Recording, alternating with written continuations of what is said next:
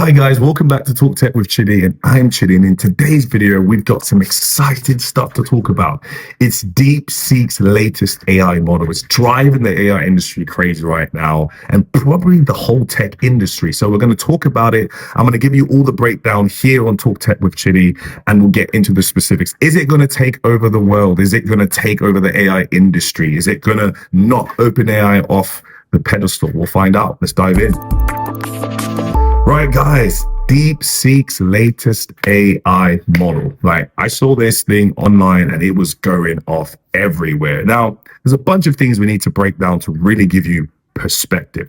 The first things first is that this DeepSeek model that was released is called R1. Now, it's about 600 billion parameters in size. So pretty decent size model. It's also got a mixture of expert architecture. If you're not familiar with that, it just means that it combines a bunch of different models together to be able to do what it does. And it only costs about 2% of the cost that OpenAI models cost. So that's one of the things that's really got the whole industry talking about it. It's the fact that it was very cheap to make. Now, allegedly, this model was developed in about 2 months and it cost less than $6 million. Compare that to the cost of OpenAI models and other industry leaders like Anthropic, Claude model, etc.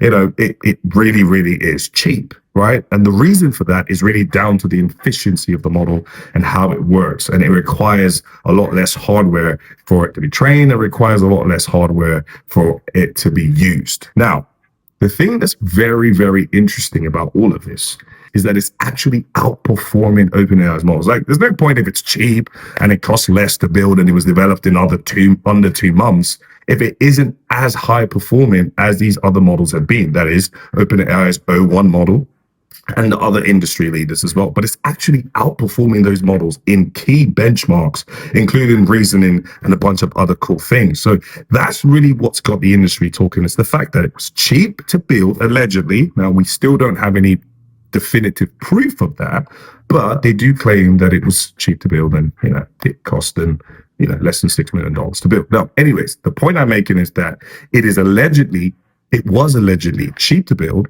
but it's outperforming, the other models by far, and it was developed in a very short space of time.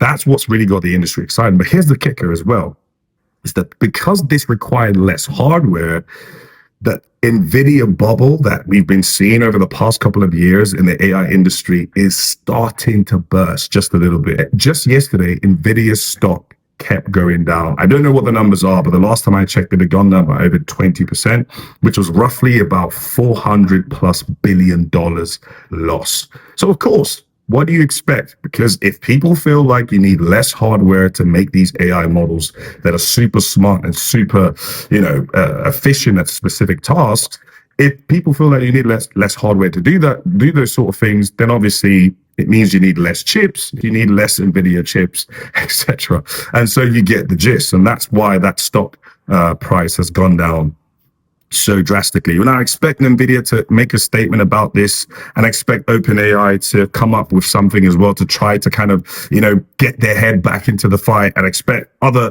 leading AI model providers like Meta and Anthropic to do the same as well.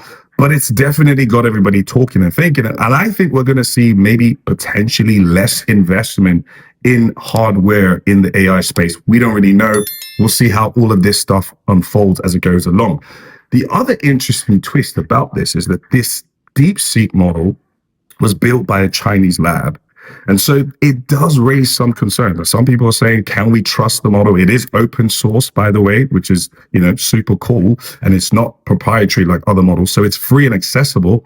And so people are like, well, where are the origins of this model? Can we trust the origins of the model? What if we install it and it brings this kind of weird thing? I think I saw someone talking about, no, don't download this because it was created by the Chinese government and it's funded by the Chinese government. There's all this crazy stuff that people are talking about. But clearly there's an issue of trust there and, data privacy and things of that nature if you actually engage with this model. So there's a lot of different angles, right, about this whole thing. There's the Chinese angle, the fact that it's created by a Chinese lab, the fact that it's also outperforming, all these other benchmark models in all these different benchmarks, but the fact that it's also really, really cheap. And so it's affected NVIDIA stock. So you can kind of see it's just hitting on different aspects and these sort of core pillars that have existed in the AI world over the past couple of years. It's toppling things down.